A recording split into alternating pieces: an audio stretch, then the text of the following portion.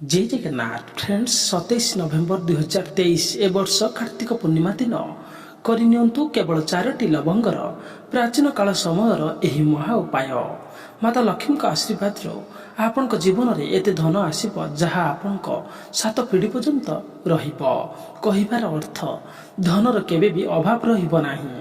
धनजनित समस्या केबे आपण सम्मुखीन हेबे नाही। आपणकर समस्त मनोकामना पूर्ण हेब। देखंतो हिंदू धर्म रे गोटे वर्ष रे 12टी पूर्णिमा तिथि पड़ी थाए, किंतु एथि मध्यरु सबुठारु अधिक विशेष और खास महत्व केवल कार्तिक पूर्णिमा को दिया जाइछि। कारण एही पूर्णिमा रे भगवान शंकर, भगवान विष्णु और माता लक्ष्मीकर एकासह पूजा पाठ करा जाई थाए। एथिपाई एही पूर्णिमा को सबुठारु अधिक खास महत्व दिया जाइछि। कार्तिक पूर्णिमा को देव दीपावली रूप रे भी पालन करा जाई थाए। मान्यता रहिछि एही दिन रे भगवान शंकर त्रिपुरा असुरर वध करथिले। एही वर्ष कार्तिक पूर्णिमा 27 नवेम्बर 2023 सोमवार दिन पालन करा जिवो। एही दिन रे भगवान शिवंकर पूजा करिबा द्वारा सब मनोकामना पूर्ण होई थाए। द्वितीय रे पौराणिक कथा अनुसार एही दिन रे भगवान विष्णु और माता लक्ष्मीकर पूजा पाठ करिबा द्वारा व्यक्तिर जीवन रे दरिद्रता, समस्या, कष्ट, दुख सर्वदा समाप्त हो जाई थाए। शास्त्र रे कहा जाइछि एही दिन रे भगवान विष्णु और माता लक्ष्मी धरित्री ऊपर को निवास करबा को आसी थांती। एथिपाई पूरा वर्ष रे एही कार्तिक पूर्णिमा एमिति एक पूर्णिमा होई थाए।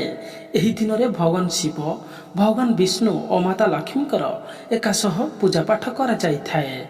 फ्रेंड्स 2023 रे पड़िबा को जाउथिबा कार्तिक पूर्णिमा शास्त्र रे कहा जाइछि एही वर्ष कार्तिक पूर्णिमा पूरा 152 वर्ष परे आसुअछि।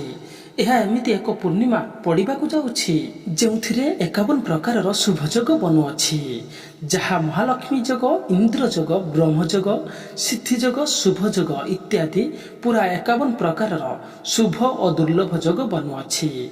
एवं एही दिन रे जदि आपण 2 ରୁ 4 मिनिट समय बाहर करी 4टी लवंगर एही उपाय को जदि करि नै थांती, जहा तंत्र शास्त्र रे, ज्योतिष शास्त्र रे लेखा अछि, तो यही उपाय को करिबा परे आपण जन्म जन्म गरीब जीवन, दरिद्रता, दुख, कष्ट समस्त समस्या सर्वदा आपण को मुक्ति मिल जिवो। यह एमिति एक उपाय अटे जहा को आपण सेही मुहूर्त रे विधि विधान रे तंत्र शास्त्र अनुसार जदि करिनियंती, तो माता लक्ष्मी का आशीर्वाद रो आपण जीवन रे धनर वर्षा हेबा को लागिबो। आपण जीवन रो धनर आसीबार समस्त मार्ग खोली जिवो। द्वितीय पटे भगवान विष्णुकर से आशीर्वाद प्राप्त हेब, जहाँ परे आपण राहु केतु और आपण भाग्य आपण साथ देवाकू आरंभ हो। आपण नवग्रह पीड़ा समाप्त हो। एवं एही छोट उपाय करिबा परे तुरंत ही भगवान भोलानाथंकर आशीर्वाद रो आपणकर जो भी मनोकामना थाउ ना कहीं ताहा पूरा हो जिवो। मानिकी चलतु आपण लंबा समय धरी चाकरी खोजुथिले, आपण को चाकरी मिल जिवो। आपण को बंद रहिथिबा व्यापार पुनः आरंभ हो जिवो। जो व्यक्ति बहुत दिन रोग रे पीड़ित अछंती, सेही रोग आपण को संपूर्ण मुक्ति मिल जिवो। यह एमिति एक उपाय अटे फ्रेंड्स, जहा द्वारा आपण को भगवान विष्णु, भगवान शंकर और माता लक्ष्मीकर आशीर्वाद एकासह मिल जाई थाए। एबे आपण भाबुथिबे लवंगर उपाय करिकी माता लक्ष्मी, भगवान विष्णु और भगवान शिवंकर आशीर्वाद केमिति मिली पारिबो। तो आपण को जानिबा पई कहि रखुछि फ्रेंड्स, लवंगर प्रयोग जदि आपण एही 3 भगवान को पूजा करिथांती, तो सही पूजा तुरंत सिद्धि हो जाई थाए। शास्त्र रे कहा जाइछि मनोकामना पूर्ण करिबा पई जदि कोनोसी व्यक्ति भगवान भोलानाथंक पूजा रे लवंगर उपाय करिथाए, तो सही व्यक्तिर मनोकामना तुरंत पूर्ण हो जाई थाए। द्वितीय पटे जो लवंग होई थाए सेथिरे माता लक्ष्मीकर दिव्य शक्ति वास करिथाए। एही प्रकार लवंग को प्रयोग करी आपण भगवान विष्णुदेवंकर कृपा प्राप्ति करि परिबे।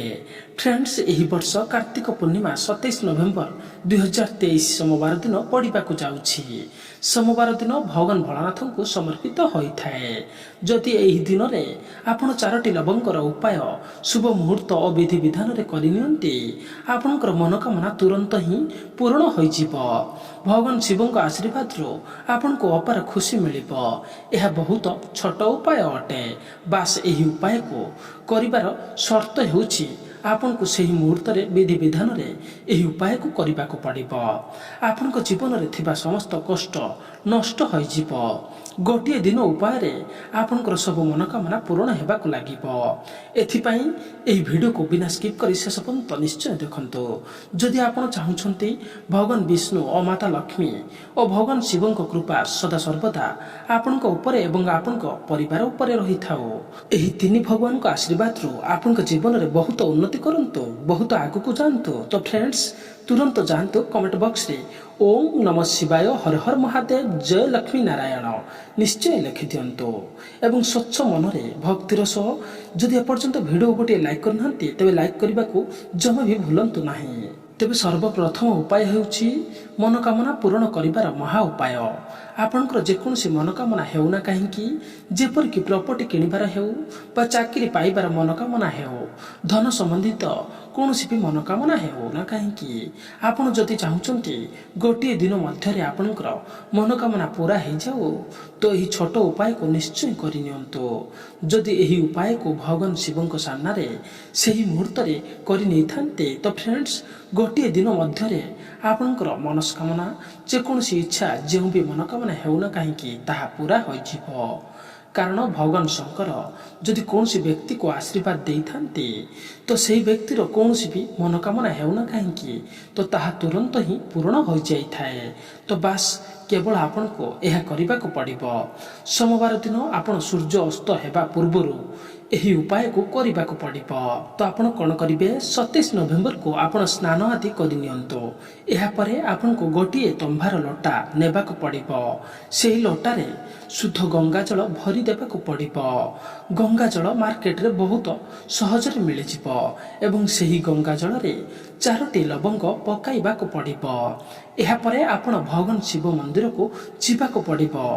ମନ୍ଦିର ଯିବା ପରେ ଉତ୍ତର ଦିଗକୁ ମୁଖ କରି ସେହି ଲଟା ଜଳକୁ ଭଗବାନ ଶିବଲିଙ୍ଗରେ ଅଭିଷେକ କରିଦେବାକୁ ପଡ଼ିବ। ଶିବଲିଙ୍ଗର ଅଭିଷେକ କରିବା ପରେ ସେହି ସ୍ଥାନରେ ଛିଡ଼ା ହୋଇ ଭଗବାନ ଶିବଙ୍କ ବୀଜ ମନ୍ତ୍ର 108 ଥର ଜପ କରିବାକୁ ପଡ଼ିବ।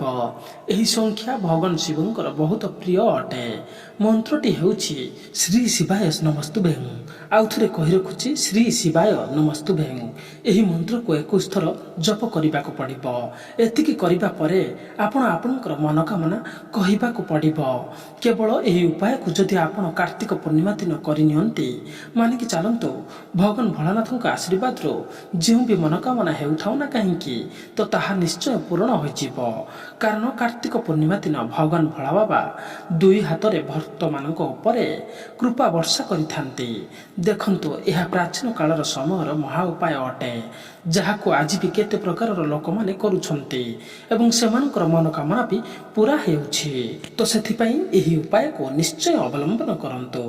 ଏହି ଉପାୟ ବିଷୟରେ ଶିବ ପୁରାଣରେ ଅଧ୍ୟାୟ ନମ୍ବର 54ରେ ସଫା ଲେଖା ଅଛି। ଯଦି ଆପଣ ଚାହୁଁଛନ୍ତି ଯେ ଗୋଟେ ଦିନ ମଧ୍ୟରେ ମନୋକାମନା ପୂରଣ ହେଇଯାଉ ତ ଏହି ଉପାୟକୁ କରିବା ପାଇଁ ଜମା ବି ଭୁଲନ୍ତୁ ନାହିଁ। କମେଣ୍ଟ ବକ୍ସରେ ତୁରନ୍ତ ଲେଖିଦିଅନ୍ତୁ ଓಂ ନମ ଶିବାୟ, ହର ହର ମହାଦେବ।